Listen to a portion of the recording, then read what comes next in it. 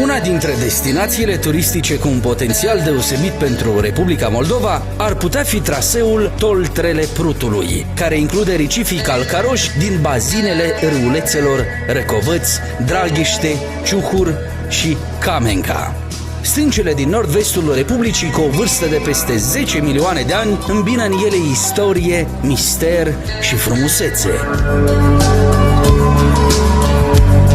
Cetatea medievală din Soroca este cea mai mică fortificație de pe malul Nistrului. În schimb, a avut un rol deosebit în menținerea frontierei politice a Moldovei istorice. Nu se cunoaște în timpul domniei cărui voievod a fost întemeiată, dar se presupune că fortăreața de piatră a fost ridicată pe locul unei fortificații de lemn mai vechi. Mica delta a Moldovei, cum îi se mai spune rezervației științifice Prutul de Jos, este amplasată la mijlocul distanței dintre ecuator și Polul Nord, fiind un mediu prielnic pentru zburătoare, mamifere și pești. Și fiindcă lacul Beleu face parte dintr-o rezervație naturală, turiștii care ajung aici trebuie să aibă un comportament responsabil.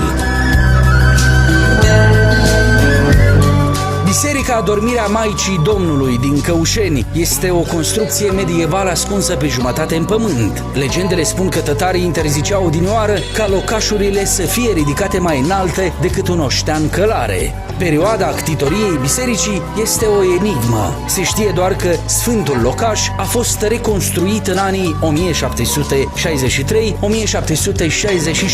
când a fost pictat în frescă și interiorul.